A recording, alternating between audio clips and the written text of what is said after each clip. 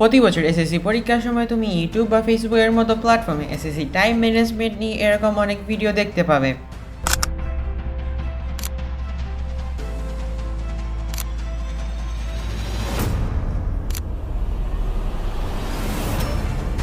কিন্তু এই প্রতিটা ভিডিওতে ভুল এবং বিভ্রান্তিমূলক তথ্য দেওয়া থাকে। ফলস্বরূপ এসএসসি এর রেজাল্টে অনেক শিক্ষার্থী বাংলা, বিজিএস এবং ইসলামের মতো সাবজেক্টে A+ মিস করে।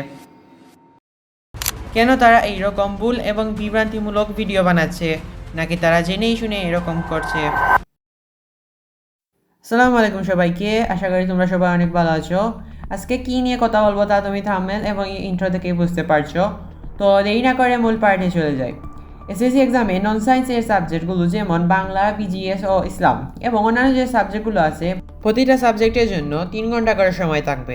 এর মধ্যে থেকে প্রথম 30 মিনিট এমসিকিউ এর জন্য থাকবে। আর এই 30 মিনিট নিয়ে আমাদের কোনো ঝামেলা নেই। কাহিনীটা শুরু হয় এই 2 ঘন্টা 30 মিনিট নিয়ে। কিভাবে তা তোমাকে বলি।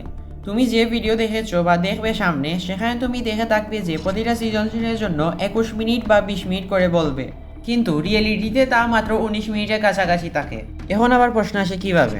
তো দেখো, মোট সময় 2 ঘন্টা 30 মিনিট থাকে। এর মধ্যে থেকে তোমাকে 5 থেকে 6 মিনিট সময় রাখতে হবে পেপার ডিভিশনের জন্য। এটা খুবই গুরুত্বপূর্ণ বিষয়, তাই আগে তোমাকে বলে রাখছি।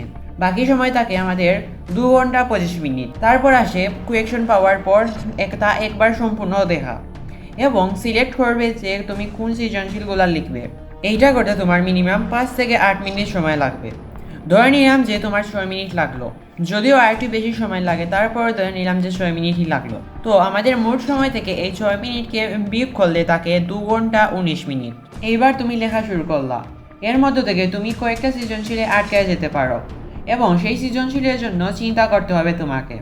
ধরে নিলাম তুমি 4 মিনিট লাগিয়েছো চিন্তা করতে, যে কয়টা সৃজনশীলে তুমি আটকেছো। আমরা আবার এই 4 মিনিটকে বিয়োগ করি মোট সময় থেকে এবং তা দাঁড়ায় 2 ঘন্টা 15 মিনিটে। এবার তোমাকে যে খাতা প্রথমে দেওয়া হয়েছিল সেটা লিখে সম্পূর্ণ করলা। ট্রাস্ট মি, এরপর থেকেই আসল টুইস্টটা আসে, যা আজ পর্যন্ত ফেসবুক বা ইউটিউবের মতো প্ল্যাটফর্মে কেউ বলেনি। আর তা হলো এক্সট্রা পেপার। তুমি হল গার্ডকে বললে তা তিনি তোমাকে দিবে। এক্সট্রা পেপার পাওয়া মাত্রই কি তুমি লেখা শুরু করে দিবে ভাবছো? নো ব্রো, তুমি এটা ভুলেও করতে পারবে না।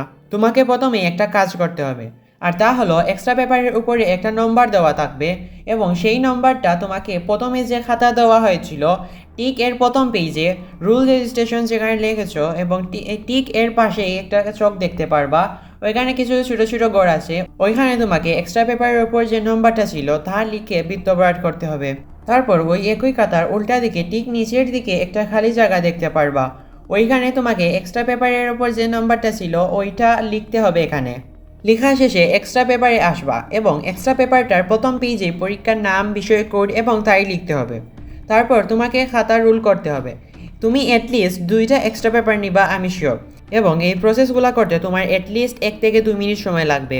এই সময়টা তো শুধু একটা এক্সট্রা পেপারের জন্য লাগবে, আর 2টা এক্সট্রা পেপারের জন্য তা দাঁড়ায় 4 মিনিটে। এই 4 মিনিট আবার বিয়োগ দেই মোট সময় থেকে এবং তা দাঁড়ায় 2 ঘন্টা 11 মিনিটে। এখন তুমি আরও একটা এক্সট্রা পেপার নিলা বা অন্য কিছু করলা, যেমন ওয়াশরুমে গেলা। এতে ধরে নিই তোমার 1 মিনিট সময় লাগলো। এবার আসি প্রতিটা সৃজনশীলের জন্য ঠিক কত মিনিট সময় তুমি পাবে। আমরা যদি এই মোট সময়টাকে অর্থাৎ 2 ঘন্টা 10 মিনিট মানে 130 মিনিটকে 7 দ্বারা ভাগ করে দেই, তাহলে পেয়ে যাব যে তুমি কত মিনিট প্রতিটা সৃজনশীল লেখার জন্য পাবে। এবং তা হলো 18 মিনিট 57 সেকেন্ড। ধরে নিলাম যে তুমি 19 মিনিট করে পেলা। এখন যদি বলি এই 19 মিনিটে কিভাবে একটা সৃজনশীল লিখবা, তা যদি বলতে যাই তাহলে এই ভিডিওটা অনেক বড় হয়ে যাবে। তাই কিভাবে 19 মিনিটে একটা সৃজনশীল লিখবা তা জানতে চাইলে কমেন্ট করো যে এইটা নিয়ে একটা ভিডিও চাই। এবার আসি তাদের বিষয় নিয়ে, যারা এইসব ভুল এবং বিভ্রান্তিমূলক ভিডিও বানায়। তারা কি এসএসসি এক্সাম দেয়নি, নাকি জেনে শুনে এরকম করছে? তাদের এইসব কর্মকাণ্ডের জন্য প্রতি বছর হাজার হাজার শিক্ষার্থী বাংলা, বিজিএস, ইসলাম এইরকম সাবজেক্টগুলোতে A+ মিস করে। এর উত্তর শুধুমাত্রই তাদের কাছে আছে। আজকের ভিডিও এই পর্যন্তই, এবং এই ভিডিওটা তুমি তোমার ফ্রেন্ডের মাঝে শেয়ার করে দাও যাতে তারাও এই সিরিয়াস বিষয় সম্পর্কে জানতে পারে। আর কমেন্ট করতে ভুলিও না। আল্লাহ হাফিজ।